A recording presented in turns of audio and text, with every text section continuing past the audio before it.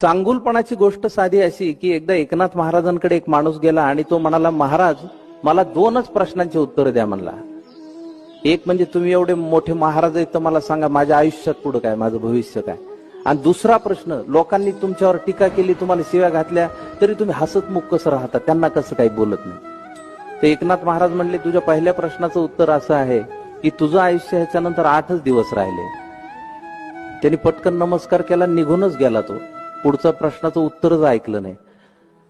8 दिवस झाले आणि 9व्या दिवशी त्याला जाग आली आणि त्याला लक्षात आलं आपण जिवंत आहे. म्हणला ही महाराजाचीच कृपा आहे, त्यांच्याच आशीर्वादामुळे जगलो. सकाळीच त्यांनी पेढे हारतूर घेतले, महाराजाकडे घेतला, पायावर डोकं ठेवलं, म्हणला महाराज तुमच्यामुळे वाचलो, अशीच कृपादृष्टी आयुष्यभर ठेवा.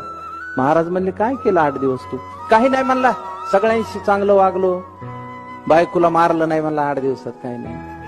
पोरं कोणत्या वर्गात जाते ते माहित झालं म्हणला. भावाबरोबर जमिनीच्या तुकड्याचं भांडण होतं, त्याला देऊन टाकला तुकडा, घे म्हणलं, आयला मरायचं ते आपल्याला काय करायचं. महाराज म्हणले, कसं वाटलं? फार चांगलं वाटलं महाराज. तर महाराज म्हणले, असंच आहे, मी दररोज सकाळी उठलो की आपलं आयुष्य 8च दिवस आहे असं समजून जगतो, म्हणजे इतरांशी चांगलं वागायची प्रेरणा आपल्याला मिळते.